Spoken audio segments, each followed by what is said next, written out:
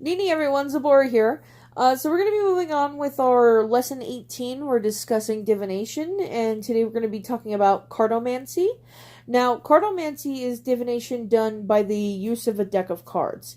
While different forms of cartomancy emerged soon after playing cards were introduced to Europe in the 14th century, it wasn't until the 18th, 19th, and 20th century that the standard deck of playing cards that we have today were being used for divination as well the standard. So during the 18th, 19th, and 20th century, the 52 pack of playing cards that we know was what was being used as the standard for divination in Europe.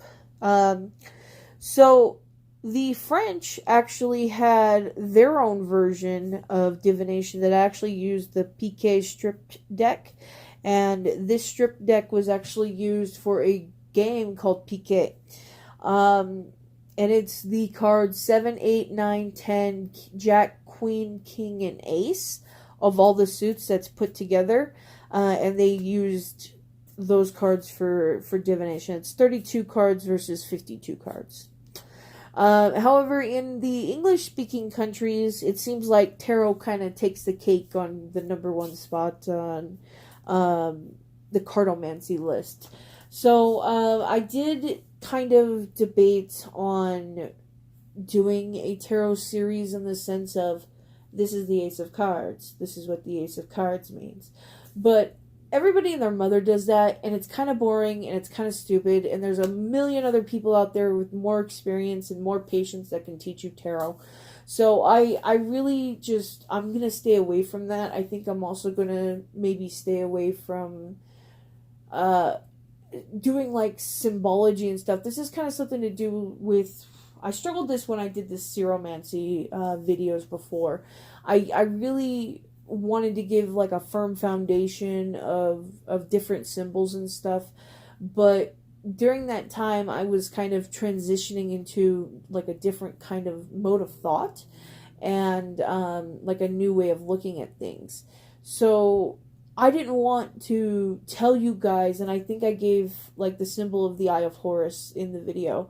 I don't want to tell you guys that the Eye of Horus only means a specific thing, because that's what it means to me, when it may mean something completely different to you.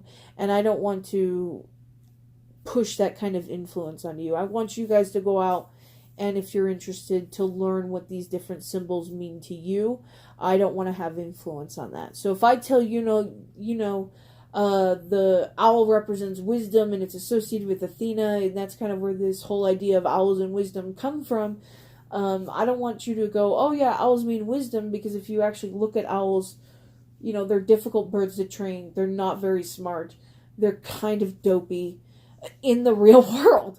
So if you look at owls that way, you can be like, how are you going to be sitting there and telling me the owl is the fucking bird of wisdom when clearly the goddamn crow is the smartest fucking bird in the world?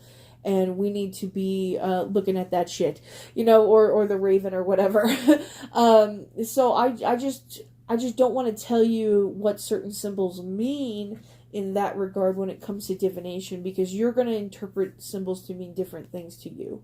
So this is going to be sort of a short version of the lesson. I really was planning on doing this whole blown out thing, but I've just decided against that, because I want you guys to develop your own intuition and your own understanding of certain symbols that you use in your practice. So yeah, that's it for tonight, guys. Sanate.